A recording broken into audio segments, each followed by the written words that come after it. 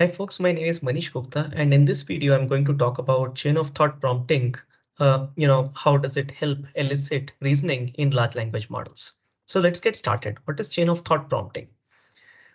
You know about the standard prompting. So this is how the standard prompt looks like. Let's say if I want to do standard few shot prompting, specifically one shot prompting, I would basically put out a question. Roger has 5 tennis balls. He buys 2 more cans of tennis balls. Each can has 3 tennis balls. How many tennis balls does he have now? And then my answer is the answer is 11 is the answer. This is an example, exemplar as people call it. And then I can give my actual question and then expect the model to come up with an answer. The model may or may not come up with the correct answer.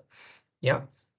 Now, the way chain of thought prompting differs is that as part of the example itself, the model takes a question and then the answer is not just the final answer, but a series of intermediate natural language reasoning steps that finally lead to this final output or final answer. Okay. And then after the exemplar is done, of course, there is going to be a question. And then the hope is that the model will also generate, step-by-step reasoning about what is the correct, what is the right reasoning chain, and then compute the final output answer. Okay, so this is how chain of thought works. Now, chain of thought, as has been shown in this example, is few shot, specifically one shot, but it can also be used in 0 shot settings. For example, what you see on the right side are 9 different examples of 0 shot chain of thought kind of prompting. There are math word problems, common sense reasoning kind of problems, and also logical reasoning problems across different data sets that you see here, where the highlighted ones actually highlighted things like this one sort of show the chain of thought. And then after that, finally, there is the answer also, which appears as part of the overall output. Okay. So in chain of thought prompting, the prompt is a triple. So there is an input, there's a chain of thought, and then there is an output. Okay, so what are the advantages of chain of thought prompting? Well, several advantages. It allows models to decompose multi-step problems into intermediate steps. So which also means that additional computation can be allocated to problems that require more reasoning steps. Not every problem requires the same number of reasoning steps. So if you have more complex problems, well, they can actually take more reasoning steps because chain of thought prompting enables that. Right? Chain of thought prompting also improves on interpretability. It allows the users to actually understand the model behavior. It suggests how it might have arrived at a particular answer, and therefore it gives you an opportunity to at least to a certain level debug where the reasoning path went wrong. Chain of thought prompting can also be used for tasks, as we will see in this video, such as math word problems, common sense reasoning, and symbolic manipulation. And in fact, more recently, it has been used for several NLP tasks. Chain of thought prompting can be elicited in large language models by including examples of chain of thought sequences into the exemplars of few shot prompting. So in fact, in this paper, the way chain of thought prompting is used is only at inference time. So no new models have been fine-tuned. So at fine-tune time, they just used whatever off-the-shelf models were available. But at inference time, you essentially just do the chain of thought prompting and put few short examples with that kind of prompting so as to elicit the large language models to generate chain of thought kind of responses. Okay. So as you observe in this picture, chain of thought prompting is super important because it sort of leads to very high gains across many difficult tasks. So let's look at this particular task, a math word problem kind of a task from a benchmark data set. So on the y-axis, we have the solve rate. And what is shown here is that a fine-tuned GPT-3 175 billion performs 33% on this difficult task. So the task must be clearly very difficult, right? There are other better models available, although on this particular task, the best accuracy was 55%. Now, if I just take the large language model called as PaLM 540 billion, it's a 540 billion parameter model, right? Much larger than GPT-3. But still, when you do standard prompting, it only gives you 18% accuracy. Now, if you do chain of thought prompting, you don't change the model. The model is the same, right? You don't fine tune it specifically, or you don't do anything with it. It's just that when you are trying to infer, you do chain of thought prompting, you actually get 57% accuracy, which is better than the prior best accuracy. Right, so that is how powerful chain of thought prompting is. Yeah. So in the remaining of the video, I'll basically talk about chain of thought prompting from three different perspectives, for three different kinds of tasks: arithmetic reasoning tasks, logical reasoning tasks, and common sense reasoning tasks. Okay. So, specifically for arithmetic reasoning, the authors actually experimented with 5 different math word problem based benchmarks. Uh, and then when they did chain of thought prompting, they actually did few shot chain of thought prompting, specifically 8 shot. So, they basically had 8 examples that they provided to the model to understand how chain of thought prompting, how chain of thought reasoning should be done, and therefore the final output should be computed. And then they gave their own question and asked the model to come up with an answer. So here are the 8 question answer pairs which were used as part of the few shot chain of thought prompt. These look very reasonable. So let's just look at one of them. So Sean has 5 toys for Christmas. He got 2 toys each from his mom and dad. How many toys does he have now? Now, of course, the final answer could just be 9, and then the model could start put 9. But the chain of thought way of saying of doing this says that I should basically put the logical thought of reasoning first. So Sean started with 5 toys. If he got 2 toys each from his mom and dad, then that is 4 more toys. 5 plus 4 is 9, and the answer is 9. Okay. Notice how the word problem is analyzed and then an equation is sort of formed and then the final answer is obtained. Right. So this is the typical way of solving word problems. You basically try to understand what are the various parts of the problem and then essentially come up with an equation which helps you solve the problem. So to do experimentation with arithmetic reasoning tasks, the authors actually experimented with 5 different kinds of models, GPT-3 models of various sizes, 350 billion to 350 million to 175 billion. Lambda model, Palm model, UL2 model, Codex Da Vinci 002 model, and so on. Now, in this particular case, the authors just used greedy decoding. So, however, in later work, it has been shown that self-consistency based decoding actually works very well with chain of thought prompting. But in this particular case, the authors just showed results using greedy decoding. So how do the results look like for arithmetic reasoning tasks using chain of thought prompting? So this chart basically shows you model scale on the x-axis, of course, right? It shows you results for 3 different benchmark data sets. Right?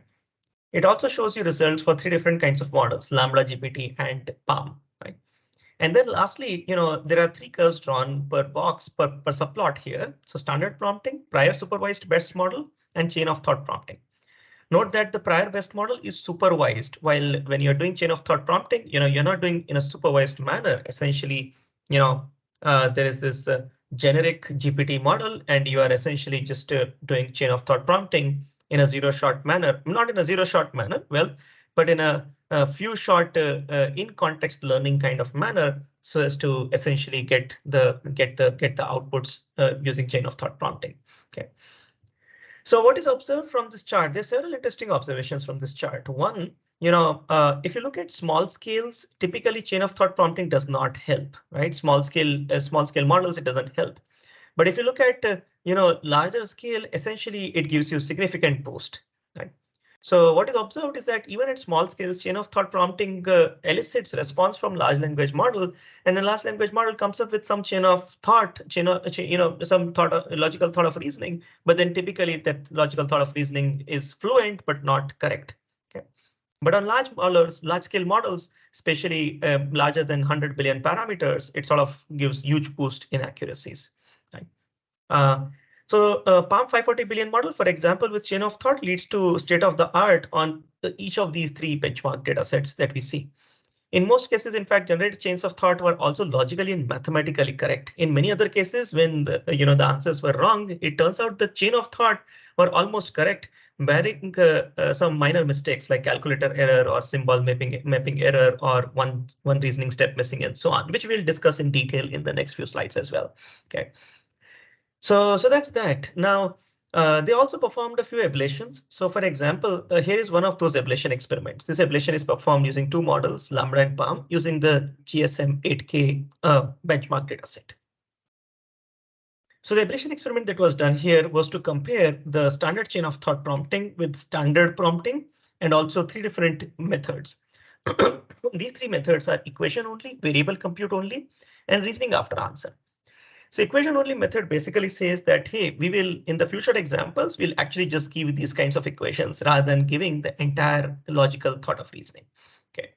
Variable compute only method basically says that, hey, yeah, we will maybe chain of thought prompting works nicely because we allow the model to actually keep generating for more number of time steps. Okay. So therefore, what they did in the variable compute only method is to basically take every character in the logical thought of reasoning and then replace that with dots and then give as many dots, full stops, literally, right, in the few short prompts. Now this matters because they wanted to check, does it matter what words do we include in the few short examples as part of chain of thought reasoning, or is it like just the size of the overall input that is provided is making the chain of thought prompting look as if it works nicely. Okay, so that is why they basically worked with this variable compute only method. The third method, of course, is the reasoning after answer method, where the idea is to first ask the answer and then ask the model to provide the reasoning. Now, what is observed in both cases is that chain of thought prompting, the original method itself gives you really good results, while all the other methods that were tried out are as good as standard prompting method. So the real gains from chain of thought prompting really come in when you actually use it in the right way. Yeah. The other kind of experiments that they did on arithmetic reasoning benchmarks again, is that check for robustness of chain of thought prompting. So we just discussed that 8 different examples were used for few shot prompting. So what they did was to actually change those examples. So they basically said that, well, originally some examples were written by someone. Well, let me actually change that. Ask other people to write those examples, or ask the same person to also write concise examples and so on. So they tried to change several things about examples. They changed the annotator who wrote the examples. They also changed the examples themselves, the set of examples themselves. So they randomly selected some examples from a large pool. They changed the language models. Of course, it experimented with 2 different language models, as you see here. And they also changed the examples order. So the order in which the examples are provided. Lastly, they also varied the number of examples. And what they found was that, of course, with all these changes, the accuracy changes. However, in all of these cases, it remains way higher compared to the standard prompting, which basically means that chain of thought prompting is a very, very robust method and does show improvements over standard prompting, irrespective of all of these different changes that were done as part of the prompt. Okay. How does chain of thought work for common sense reasoning? Okay. So for common sense reasoning, the authors actually experimented with 5 different kinds of data sets, which capture a diverse set of common sense reasoning kind of ideology, right? So CSQA asks common sense questions about the world involving complex semantics that require prior information, prior knowledge. Yeah. Strategy QA involves inferring a multi-hop strategy to answer questions. Date understanding involves, of course, understanding date from a given context. Sports understanding is about determining whether a sentence relating to sports is plausible or implausible. Lastly, secant dataset essentially is about mapping a natural language instruction to a sequence of robotic actions from a discrete set. Okay, so on each of these data sets, as you can observe, of course, what do you observe? On the x-axis, there is model scale. So on the y-axis is the solve rate, and you see results for the 5 different data sets. Again, like on the previous slide, you actually see results for standard prompting, chain of thought prompting, prior supervised best model result, and then the human baseline result. So what is observed is that PALM 540 billion with chain of thought prompting actually obtains state-of-the-art results on strategic QA. So on strategic QA, the results are 75.6 compared to 69.4, which was achieved by the previous best baseline. It also outperforms an unaided sports enthusiast on sports understanding. So that's that.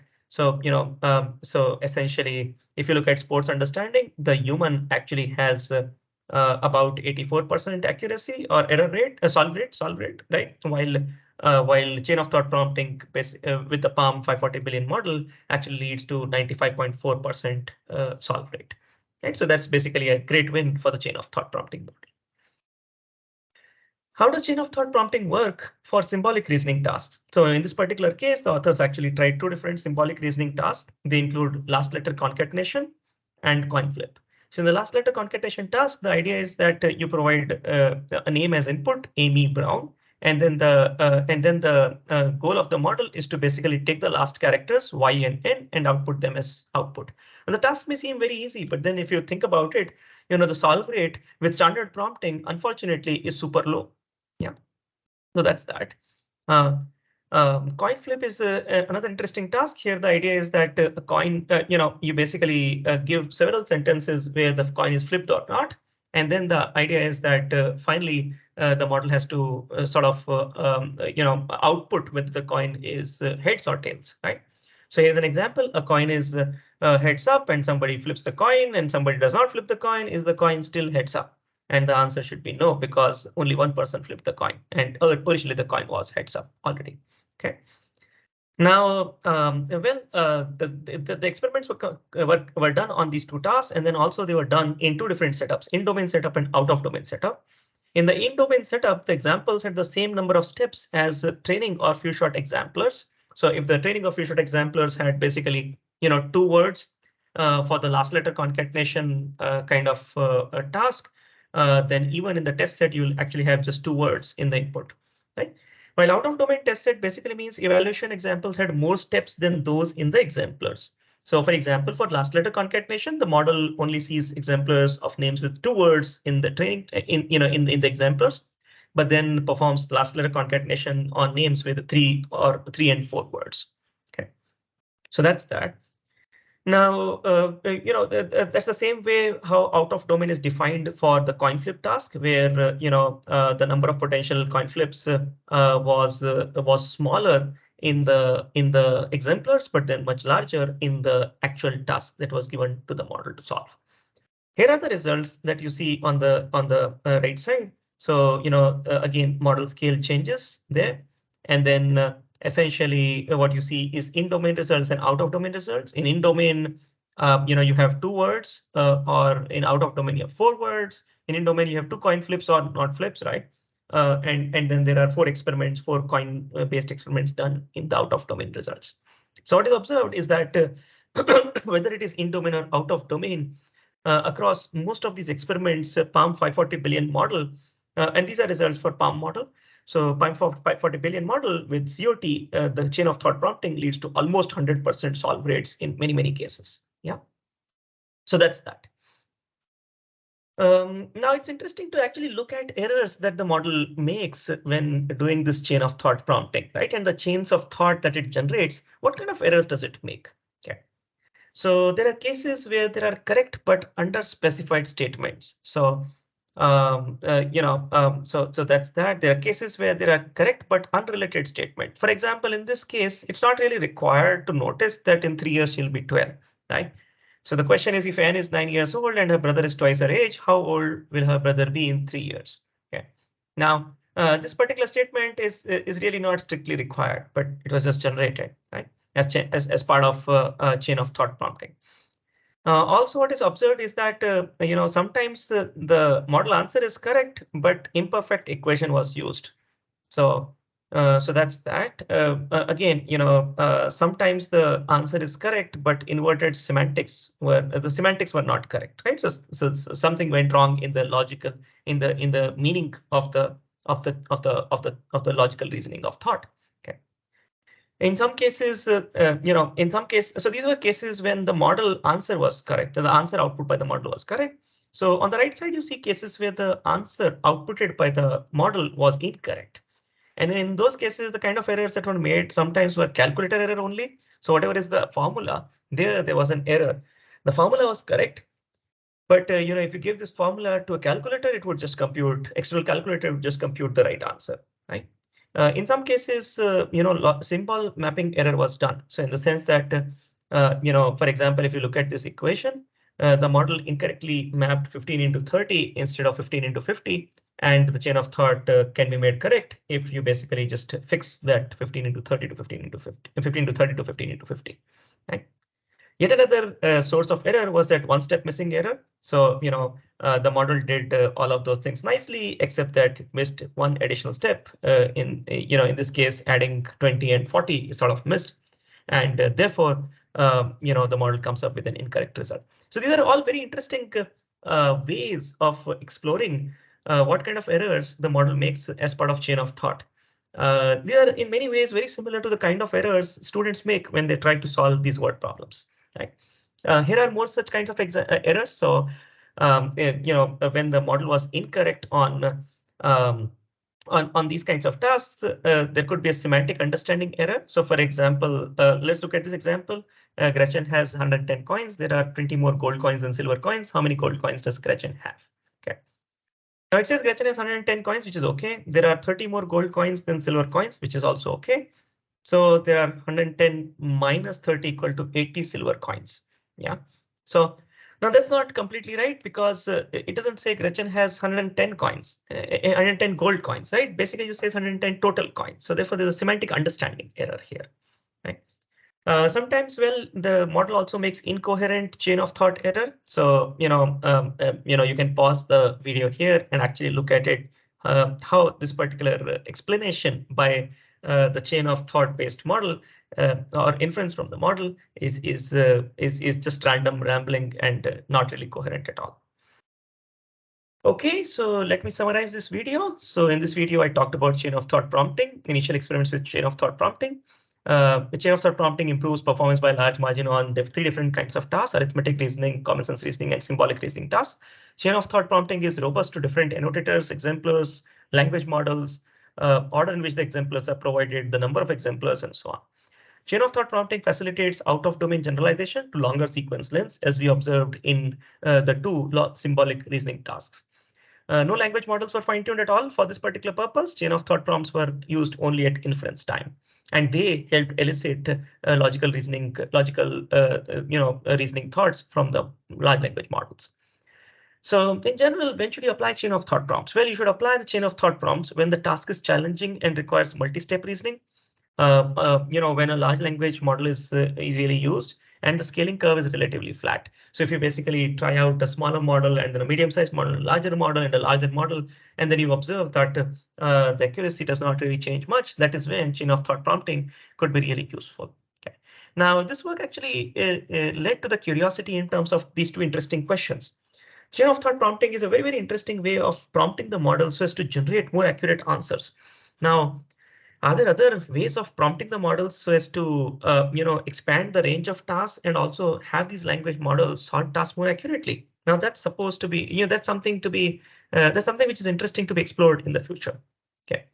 Another question that this leads to is in this work, the authors basically just did chain of thought prompting at inference time. And to do so, they actually manually curated the exemplars which can be used with chain of thought prompting. Right? Now, doing such annotation task while fine-tuning will be very, very expensive. So they did not try, doing chain of thought prompting at fine-tune time. But if you want to do that, you need to basically come up with very large data sets, chain of thought prompting data sets, and therefore, doing that at fine-tune time will be really expensive.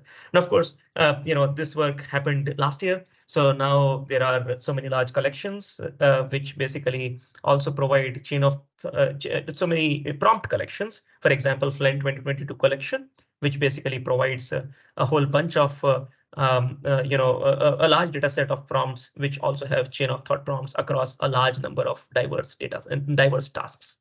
Okay. OK, so that's all about this video. Hope you liked the video. Thanks for watching. Connect with me on my LinkedIn or look at my research on my homepage. Thank you.